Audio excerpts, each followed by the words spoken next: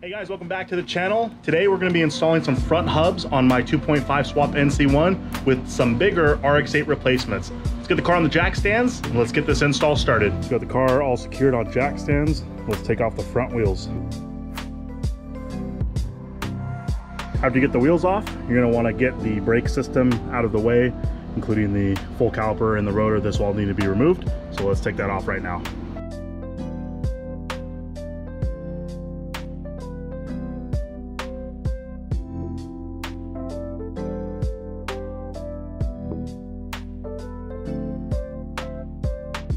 Now would be a good time to inspect your brakes if you haven't in a little bit.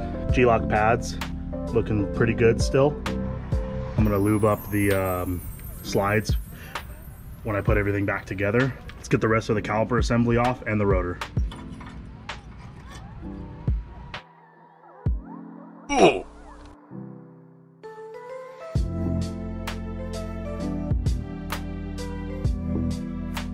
Front hub assemblies on the NCs are held on with 4 bolts. And these bolts are going to be in the back. As you can see there, you have 2 on top, 2 on bottom, and they hold the hub in place. And when you remove those bolts, the hub's still obviously going to stay in place with the knuckle.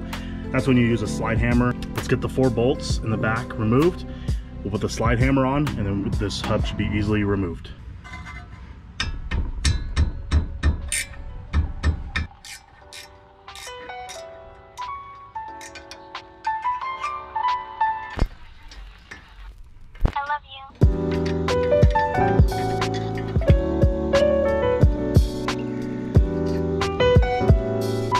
See, I had an extra step. I took off my Nilex front knuckle support, but that's easy if you have one, but I highly doubt anyone has this on here that's watching this video. All the bolts are removed. Next, we're gonna take off that ABS line and connects up here as well. And we'll get that all out of the way, so then when we pull the hub off, it will nothing will be tangled anymore. These are the tools you're gonna need. This is an axle puller. I got these both from O'Reilly Auto Parts, so feel free to write down that part number. And this part number is 67031. It's actually used with this one. You can actually just get it from there. Here's a slide hammer, because this one doesn't come with the attachments. But the idea is you put on basically this claw on the hub, and then you use the force of the slide hammer, slide it back, and it should pop the hub off. It's held on by bolts, but the hub is just kind of pressed in somewhat into the knuckle. So when you use this force of the slide hammer, it just kind of slides off. So let's give it a try.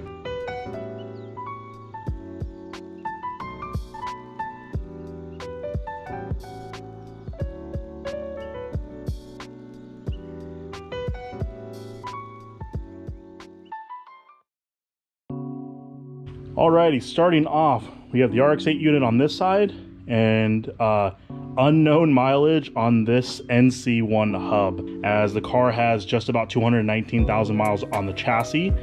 As you can see, it's pretty rusted out.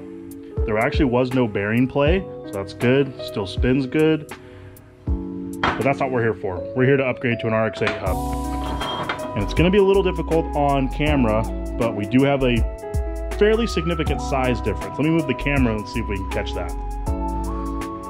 I actually really like this comparison. You can see they're just about the same height, even down to where the studs are at. They're very identical.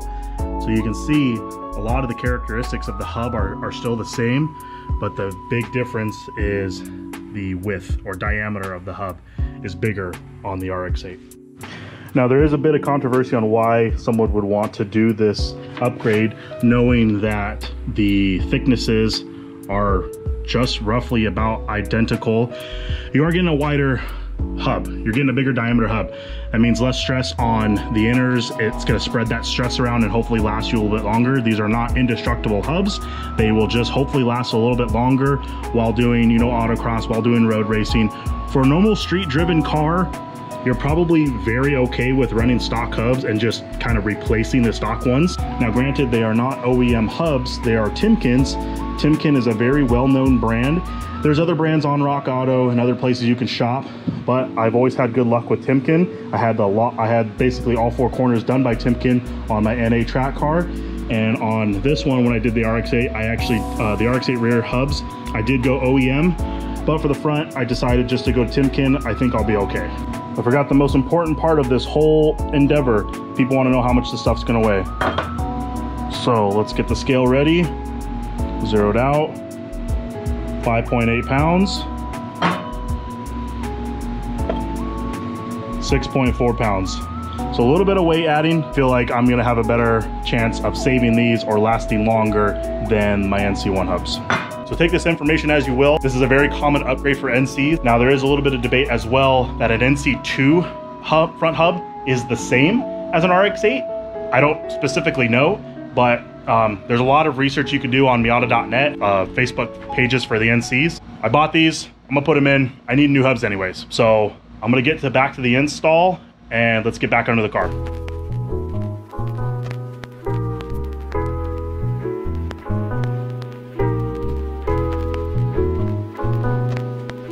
And this is where you would mount your hub and your dust shield. However, I'm going brake ducts, and this will be for another video, but this would be your step of putting your shield, hub, and then start bolting everything together.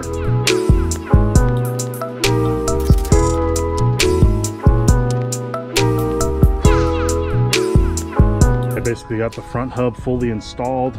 My backing plate, obviously yours will look like the stock one. I got my brake duct one in.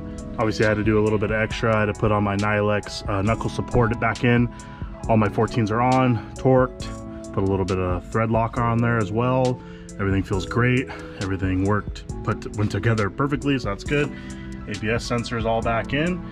And I'm gonna put my rotor back on and start putting the caliper assembly back together.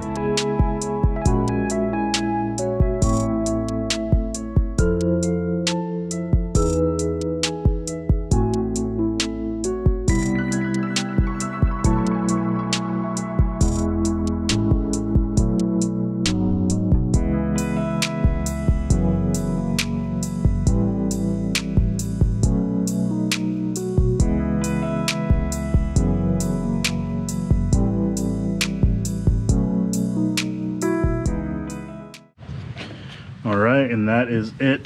Caliper assembly is all back together. Hub's on, everything is on. As you can see, doesn't look any different than a NC hub. Everything fits, no modification needed. Everything works perfect.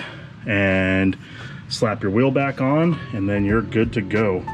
And as you guys can see, not a very hard install, whether you're going for an upgrade or you're replacing the stock NC hubs. If you want to go the RX8 upgrade route, as you can see, there's no cutting, no drilling, no anything. It's a bolt-in affair, no drama. The only odd tool that you're gonna need to rent, or you may have one, is the slide hammer.